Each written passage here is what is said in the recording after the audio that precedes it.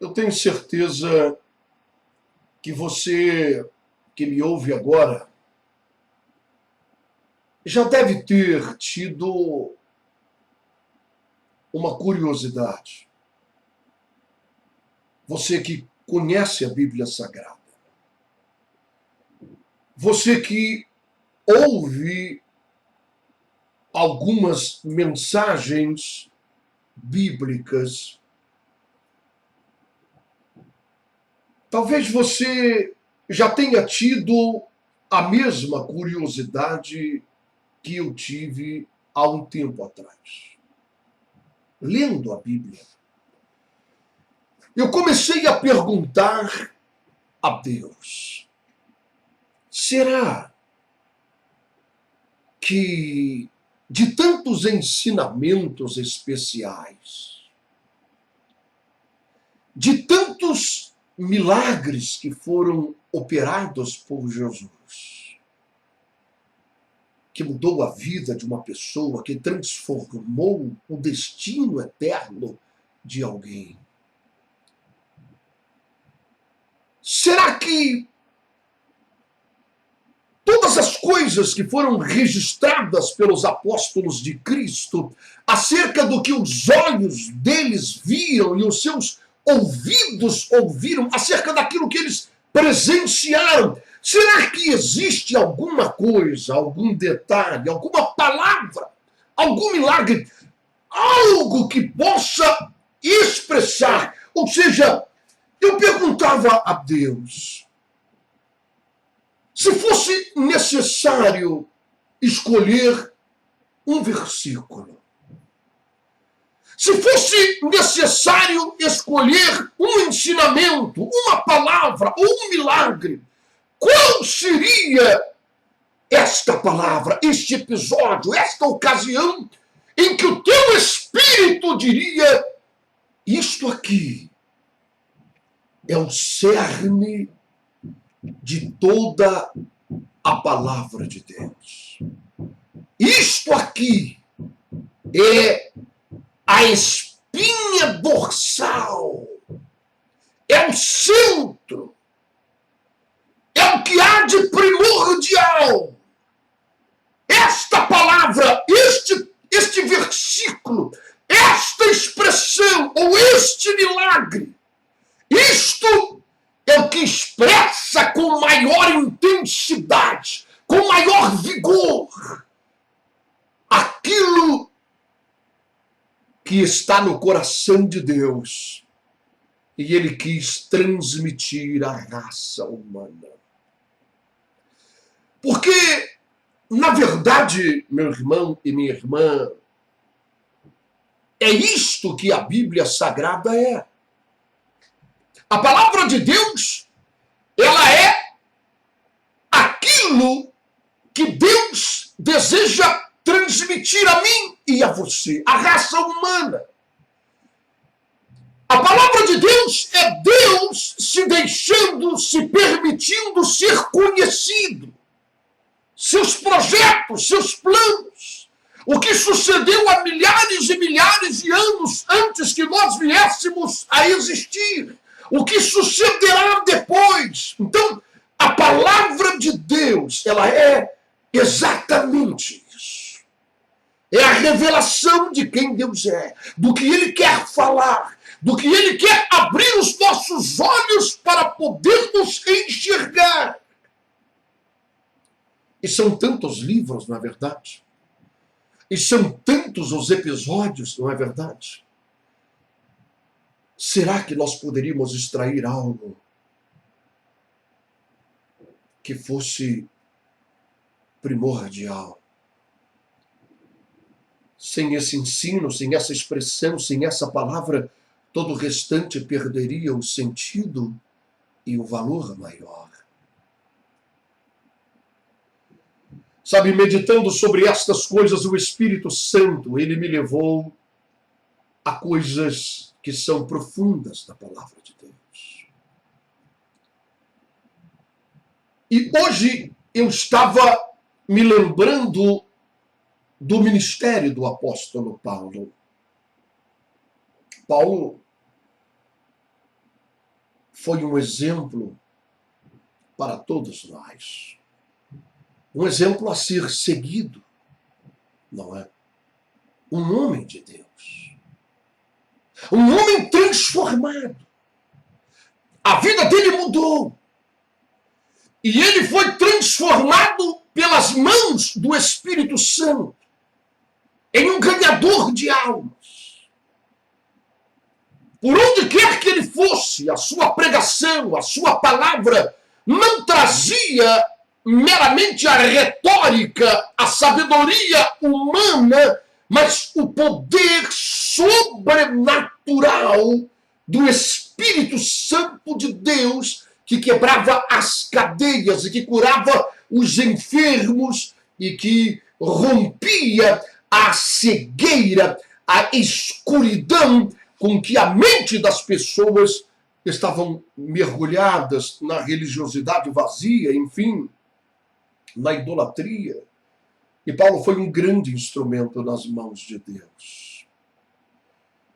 E eu comecei a ler hoje algumas coisas que Paulo escreveu aos Gálatas. E eu selecionei alguns versículos que me chamaram muita atenção. E você pode dizer, mas, missionário, e o que isto tem a ver com aquele verso, ou aquele ensinamento, ou aquela expressão, ou aquele milagre que seria o mais importante? Bem, tem tudo a ver. Porque eu quero caminhar com você agora por alguns textos da Bíblia Sagrada, para que, com a ajuda preciosa do Espírito Santo, venhamos chegar juntos a este texto, a este ensinamento, a esta expressão, a este milagre, que se nós tivéssemos que excluir todo o restante da Bíblia, somente esse já bastaria para expressar tudo aquilo que Deus quer falar comigo e tudo aquilo que Deus quer falar com você. Nós vivemos em um mundo repleto de muitas palavras, muitos ensinamentos. Nós vivemos em um mundo de muitos falsos profetas. E isso não é uma opinião particular minha. É o que a Bíblia Sagrada diz. Desde a época dos apóstolos. E principalmente isto se intensificaria muito mais no período do fim. Ou seja, nós vivemos em um período em que milhares de pessoas, elas fazem uso das Escrituras Sagradas, elas abrem as páginas desse livro santo e elas começam a pregar e a ensinar e a falar e a dizer: é isto que Deus quer, este é o propósito de Deus, é isto que esse texto nos ensina, é isto que está no coração de Deus. E a Bíblia diz que milhares serão enganados e milhares serão seduzidos por estes homens. E eles próprios enganam a si mesmos, porque eles se julgam que são profetas de Deus, eles se julgam que falam por Deus, mas lá no íntimo e no fundo buscam interesses próprios. Mas como podemos saber onde está a verdade? Não é difícil. Jesus disse: eu sou a verdade e a vida. Ninguém conseguirá chegar ao Pai se não for por meu intermédio. Se não passar por mim. Não se trata apenas de usar o nome de Jesus, porque eu e você que conhecemos a Bíblia Sagrada sabemos que milhares de pessoas vão chegar um dia diante do trono de Deus, que usaram o nome de Jesus para curar enfermos, limpar leprosos e expelir demônios. Porque no nome de Jesus há poder, e esse nome está acima de todo nome. e a autoridade. E Jesus vai dizer a estas pessoas: apartai-vos de mim, porque eu não conheço vocês. Vocês jamais passaram por mim. Jamais se tornaram verdadeiramente meus servos. Jamais compreenderam e discerniram de fato os meus ensinamentos. Então, eu quero que você preste bem atenção. Jesus disse: eu sou a verdade. Ninguém conseguirá chegar ao Pai a não ser por meu intermédio, passando por mim, mergulhando dentro de mim, entrando na profundidade das revelações que existem em mim. Eu sou o verbo de Deus. Ele disse: eu sou a palavra de Deus, o verbo que se fez carne. A palavra, a expressão, aquilo que está no peito do Deus Todo-Poderoso e que ele queria transmitir ao homem que ele criou. Ele fez disso carne, um ser humano, um homem, Jesus de Nazaré. Ele é o verbo de Deus. Ele disse: quem não passar por mim, eu sou a verdade, conhecereis a verdade, ela vos libertará. Então, eu não sou o dono da verdade. Nem o pastor A, nem o B, nem o C, nem o Y e nem o H. Nós não somos proprietários da verdade. O Espírito de Deus é aquele que nos conduz à verdade quando nós a desejamos, quando nós a queremos de fato, quando nós não queremos fazer parte de uma multidão enganada, seduzida, não é? Encantada por versículos bíblicos que formam uma coxa de retalho de revelações e levam e conduzem cegos ao abismo. Nós que queremos a verdade, o Espírito Santo nos levará a ela. Jesus, certa vez, ele disse uma coisa que está registrada por João, no capítulo de número 12, no verso de número 32, você que tem a sua Bíblia, você pode ler lá. Jesus, ele disse assim, que quando ele fosse levantado da terra, a todos ele atrairia a si. Eu fiz questão de anotar alguns versículos bíblicos que eu estava meditando nessa manhã. E esse texto me chamou muita atenção. De que maneira nós iremos a essa verdade? De que maneira nós passaremos por ele, mergulharemos nessa verdade, nesse caminho, nessa verdade, nessa vida, para chegarmos ao Pai. E eu estou falando com você que não deseja ser lançado no inferno. Eu estou falando com você que não deseja estar junto com a maioria no caminho largo e espaçoso que conduz à perdição. Eu estou falando com você que deseja de fato, com honestidade, com sinceridade, estar entre os poucos cujos nomes serão lidos por Cristo no livro da vida e suas obras mencionadas por ele no livro das obras. Eu falo com você que deseja receber a coroa da vida. Eu falo com você que deseja entrar no reino dos céus. Como? Sabe, João registra essa expressão de Jesus quando ele disse: quando eu for levantado da terra, a todos eu atrairei a mim. E você que é uma pessoa conhecedora da Bíblia Sagrada, e eu sei que muitos pastores me ouvem nesse horário, você sabe que Jesus ele estava conversando com aqueles judeus conhecedores das histórias bíblicas que sucederam no passado, com seus antepassados, com Moisés. E você sabe que o povo estava morrendo no acampamento porque víboras venenosas estavam entrando pelas tendas e picando mulheres, picando crianças e homens, estavam morrendo, centenas deles. Até que alguém veio a Moisés e disse: Moisés, olha, pelo amor de Deus, faça alguma coisa, senão vamos perecer todos. Nós não morremos na espada de Faraó, vamos morrer aqui em consequência dos nossos erros, porque essas víboras estão nos matando, estão picando os nossos filhos, os nossos pais, os nossos velhos estão morrendo. E foi aí que Moisés clamou a Deus, e Deus disse a ele: erga no deserto uma serpente enroscada numa haste e finca ela no chão.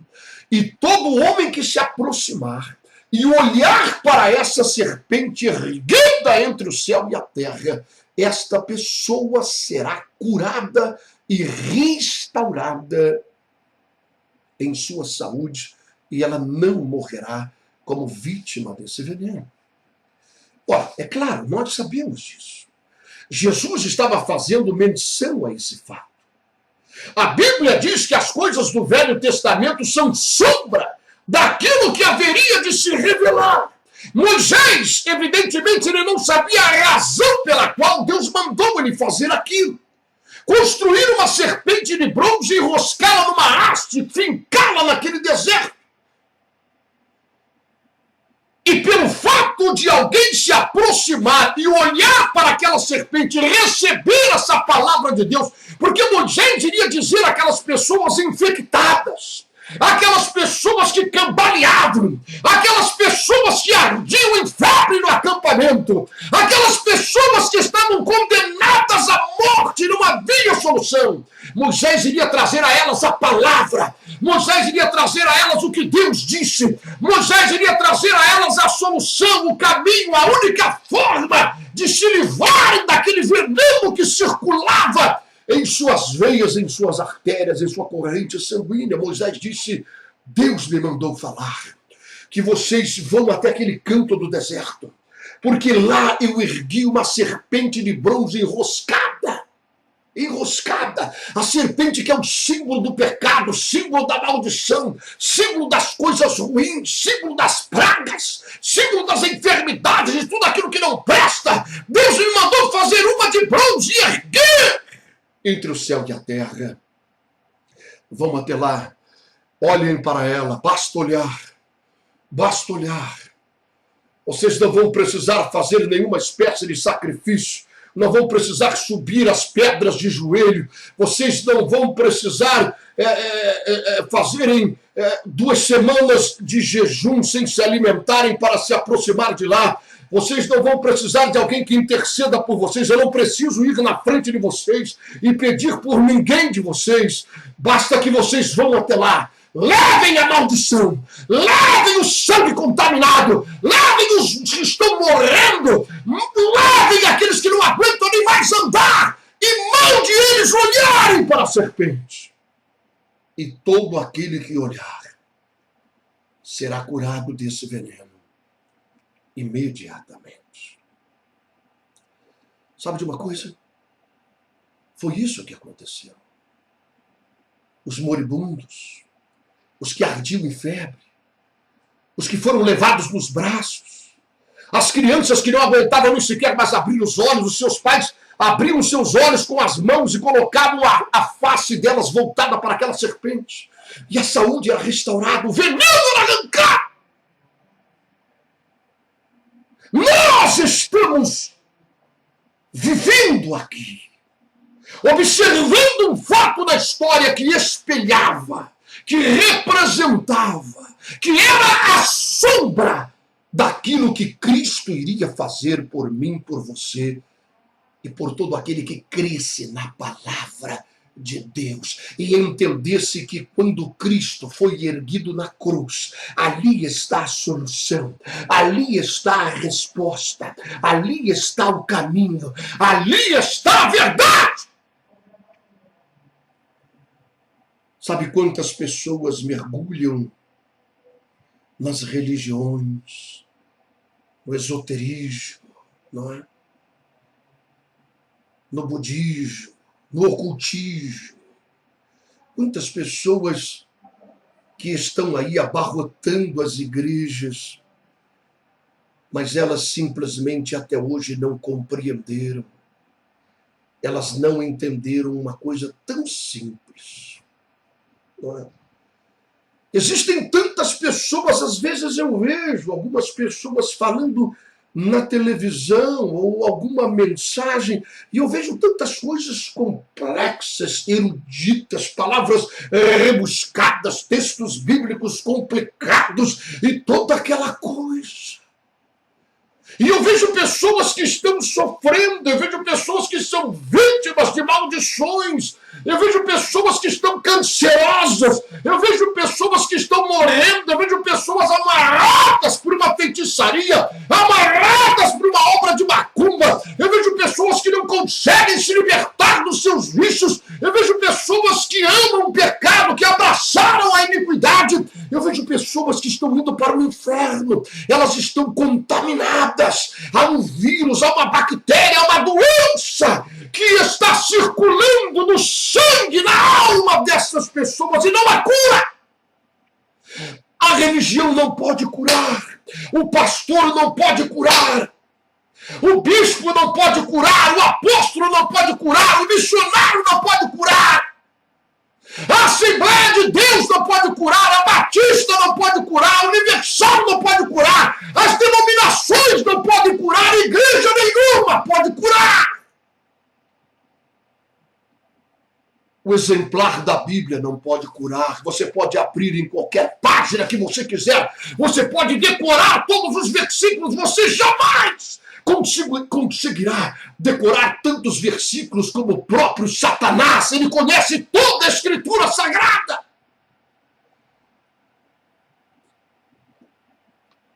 Mas a verdade é que nós encontramos aquilo que Paulo escreveu aos Gálatas.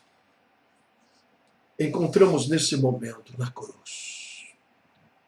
A cruz, sim.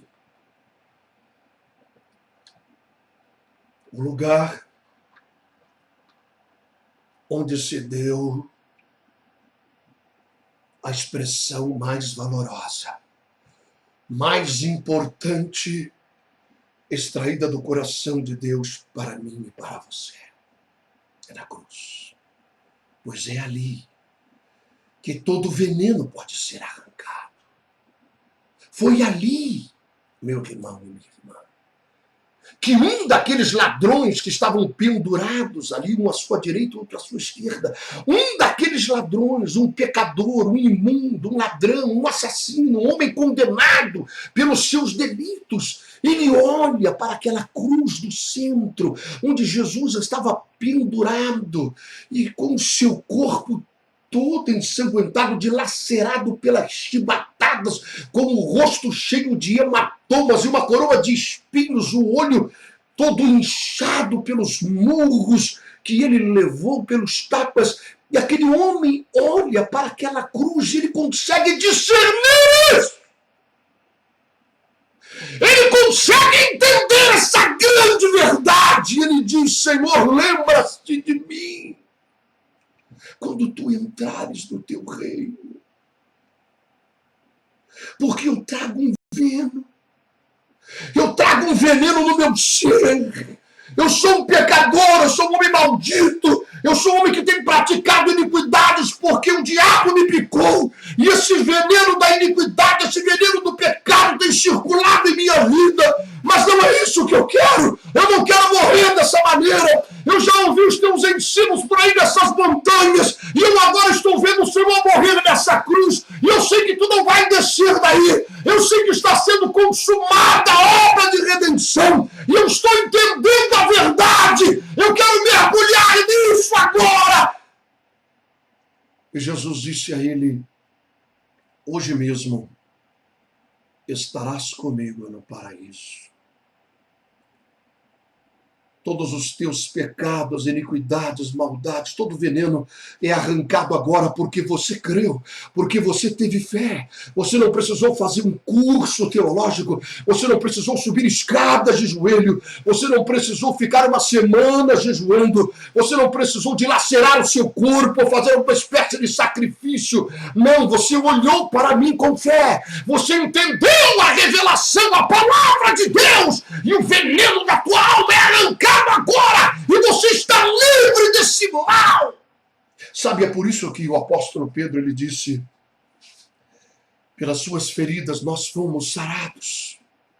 O castigo que agora nós temos paz, o castigo que nós deveríamos receber, caiu sobre ele, por isso temos paz. E pelas suas feridas nós fomos sarados. Se você conseguir enxergar isso, se você crer. Porque quando Moisés disse isso àquele povo, muitos podem ter dito: isso é bobagem desse velho, esse velho está ficando senil. Eu estou desconfiado que ele está esclerosado. Em vez de ele vir aqui nos ajudar a arrancar esse veneno, ele erga essa serpente no deserto e manda a gente fazer essa caminhada nesse sol quente. Eu não vou levar o meu filho lá, eu não vou até lá. Então, as pessoas são livres para tomar as suas decisões. Mas Deus trouxe sua palavra para resgatar o homem desse veneno, dessa maldição, das doenças, da mediocridade, de uma vida desgraçada, infeliz, de uma vida pisoteada por demônios, por espíritos malignos, de uma vida derrotada. E Paulo, ele escrevendo aos Gálatas, ele disse uma coisa que eu considero de grande importância para entendermos isso aqui. Ele fala de sua vida.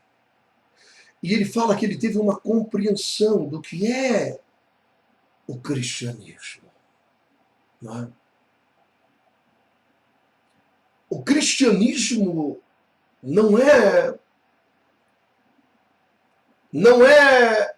a palavra que produz em nós o sentimento da conquista, do ganho. O Evangelho, a palavra de Deus, as boas novas, não é a revelação que busca gerar em nós o sentimento do ganho, da conquista, do carro melhor que o vizinho, a casa melhor que o vizinho. Não é? A prosperidade, uma empresa rica, poder viajar para todos os lugares. O Evangelho de Cristo é aquele que quer gerar em nós não o ganho, não a conquista, mas a perca. A perda. A perda, ouça bem. A perda da nossa própria vida para este mundo. Se você não entender isso, quer seja você um pastor, um bispo, um diácono, um apóstolo, um missionário, seja o que for, seja um frequentador de igreja, seja quem você for, se você não entender isso, você não entendeu nada do Evangelho. Você está desorientado, você está num deserto sem uma bússola, você perdeu o seu norte, você perdeu o cerne do cristianismo. E é isso que Paulo fala aos Gálatas. Veja no capítulo de número 2, no verso 20, ele diz assim: eu já estou crucificado com ele, com Jesus. Veja o que ele está dizendo. A vida de Paulo, ele entendeu que Cristo não derramou seu sangue na cruz para fazer dele um rico empresário, para dar a ele a charrete do ano, a charrete importada com cavalos brancos, para dar a ele a casa mais bonita da paróquia, para dar a ele a túnica beca importada da Itália. Não, ele entendeu que aquilo que Jesus estava fazendo era abrir uma porta de passagem até o braço do Deus Todo-Poderoso. Ali estava a verdade, o único caminho, a única forma de se chegar ao Pai, de ter acesso, de ter comunhão, a comunhão que foi perdida. Esse é o único caminho, não há outro meio. E o próprio Jesus disse: quando eu for levantado lá, assim como a serpente foi levantada, eu vou atrair as pessoas a mim. Ele não estava se referindo meramente aos pecados das pessoas. Ele não estava se referindo à maldição, à macumba, à magia negra. as iniquidades que estavam sobre as pessoas que foram atraídas a ele. Não, mas ele se referia às próprias pessoas. Isso é uma revelação. Ele dizia, esse é o caminho. É a única forma de vocês irem a Deus. Eu preciso trazer vocês a essa cruz. Eu preciso trazer vocês até mim. Eu preciso que vocês estejam crucificados comigo.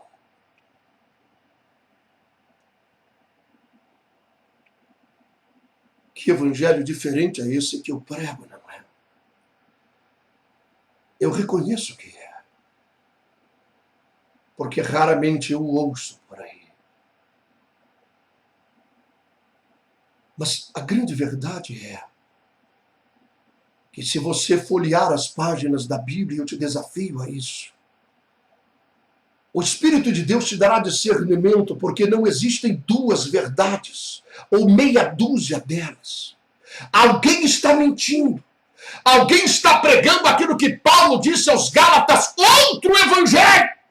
Mas Paulo chegou a dizer, olha, cuidado, ainda que venha um anjo do céu com asas reluzentes, auréola sobre a cabeça, uma voz poderosa, trazendo outras revelações, cuidado, seja anátema, seja maldição, porque não há nada que possa ser acrescentado a isto.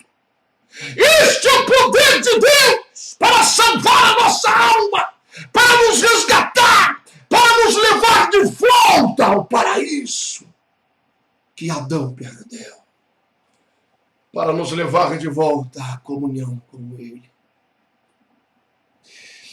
E Paulo disse, eu já estou lá. Ele disse que a todos atrairia a mim, eu fui atraído a ele. Eu estou lá, eu compreendi que esse é o único caminho para ser resgatado, para que esse veneno que estava dentro de mim, e nós estamos falando de um homem religioso. Paulo, ele era um homem cheio de condecorações religiosas, hebreu, da tribo de Benjamim, quanto à lei, irrepreensível, fariseu, com aquelas roupagens todas, poderia ser, quem sabe, o candidato a ser o próximo sumo sacerdote, um homem eloquente, um homem que falava bem, um homem importante. Foi a ele que os sacerdotes deram cartas de autoridade para prender os seguidores de Jesus, para torturar os seguidores de Jesus, para matar os seguidores de Jesus, em nome de Deus.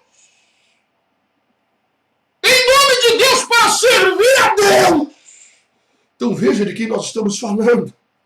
Veja quem estava com esse veneno, um religioso famoso, condecorado, que poderia ser até o candidato a ser o próximo sumo sacerdote. Estamos falando de Paulo, um homem que foi instruído aos pés de Gamaliel, cheio de sabedoria, cheio de eloquência, que conhecia as escrituras sagradas. O veneno estava dentro dele, assim como estava dentro de Nicodemos.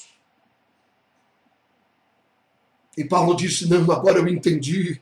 Todas aquelas coisas que eu considerava ganho, na verdade aquilo é um monte de lixo. Tudo aquilo que eu considerava, meu Deus, que aquilo me aproximava de Deus, aquilo é um lixo. Eu agora estou compreendendo a verdade. E eu estou lá crucificado com Ele. E a vida que eu agora levo nessa carne é unicamente pela fé no Filho de Deus que me amou e a si mesmo se entregou por mim. Ele disse que nesse lugar ele estava crucificado para o mundo. E que neste lugar, nessa cruz, o mundo estava crucificado para ele. No capítulo 6, no verso 14, Paulo diz uma coisa muito interessante que eu anotei aqui. Ele disse, longe de mim esteja gloriar-me. Porque Paulo era um homem que tinha, como eu disse, condecorações. Era um homem importante. E ele disse, longe esteja de mim gloriar-me. A não ser na cruz de Cristo. Ali está a minha glória.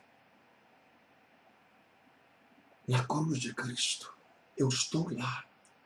Eu vivo uma vida lá, pendurado lá, crucificado.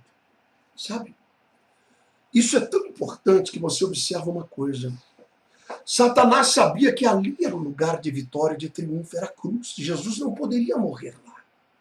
Porque se ele morresse lá, estaria tudo consumado.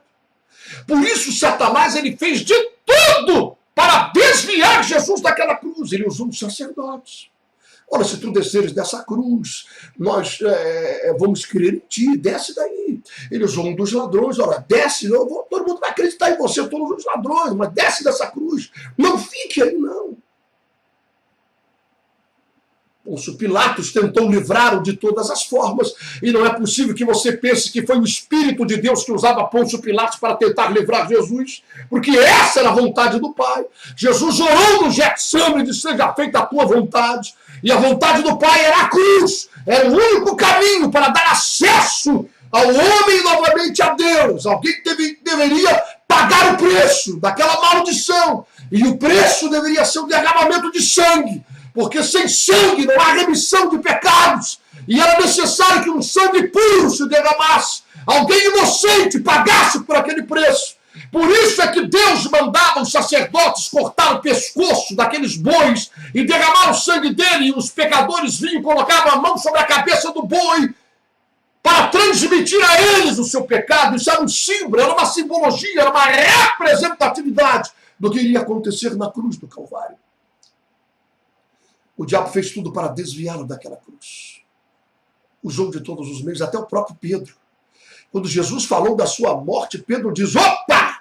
De maneira nenhuma, eu já recebi uma revelação de Deus que tu és o Cristo, Filho do Deus vivo, e o Senhor mesmo reconheceu que isso não veio da minha carne, foi Deus que me revelou, e eu acabei de receber outra revelação. Tu está dizendo que vai morrer. Tu está dizendo que vai ser entregue na mão dos pecadores, mas de maneira alguma isto te sucederá. Nós vamos embora daqui, vamos fazer as malas, vamos sair de Jerusalém, tu vai fazer milagre, operar prodígios, sinais, até os 100 anos de idade. Jesus olhou para Pedro e disse, arreda de mim, Satanás, porque tu não estás cuidando das coisas de Deus, mas das coisas dos homens. Assim como o diabo fez tudo para desviar Jesus daquela cruz, ele faz tudo para me tirar de lá e tirar você de lá. Ele faz tudo para que você não suba nessa cruz. Porque essa cruz é lugar de vitória. Essa cruz é lugar de renúncia. E aquele que achar a sua vida nesse mundo a perderá para sempre, mas aquele que perder sua vida para esse mundo a ganhará eternamente. Quem amar mais o pai, a mãe, a mulher, os filhos ou a própria vida mais do que a mim, disse Jesus, não é digno de mim e não é apto para entrar no reino dos céus. Veja isso, meu irmão e minha irmã.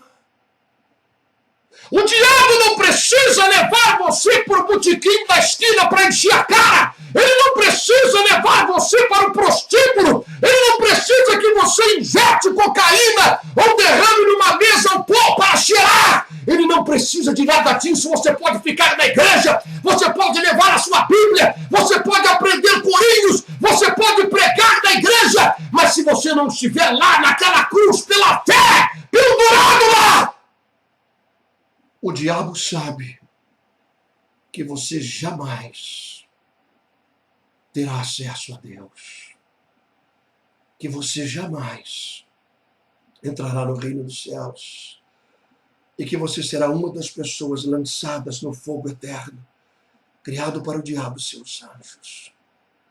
Foi aí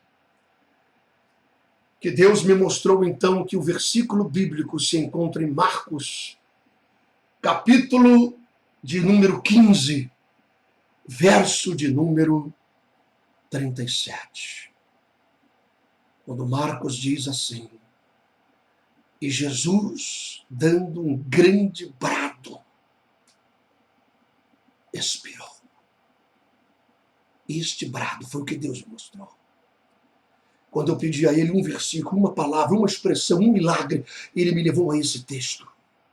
Um grande grito de horror, de dor.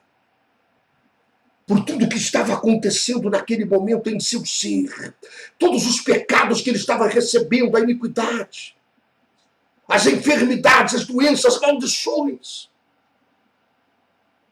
Esse grito de pavor, de dor, ele ecoa até o dia de hoje.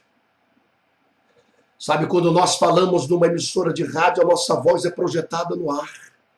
Onde houver um receptor, a pessoa ouvirá essa voz.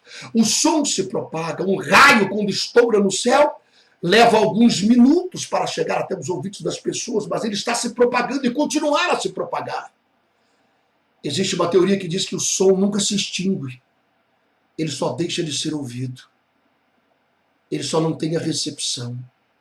Mas o som ele vai se propagando e propagando e propagando, e ele está por aí. O som desse grito, ele existe até hoje. E ele entra nos meus ouvidos para questionar a mim a vida que eu tenho levado. Se eu estou lá pendurado com ele, se aquele sacrifício foi em vão pela minha vida, se eu irei para o inferno com Bíblia e tudo, ele tendo sofrido tudo que sofreu por mim. Aquele grito entra no teu ouvido, pastor, pastora, bispo, apóstolo. Aquele grito entra no teu ouvido. Você que não é cristão, você que é espírita, você que é cartomante. Jesus é o caminho. Jesus é a verdade. Jesus é a vida.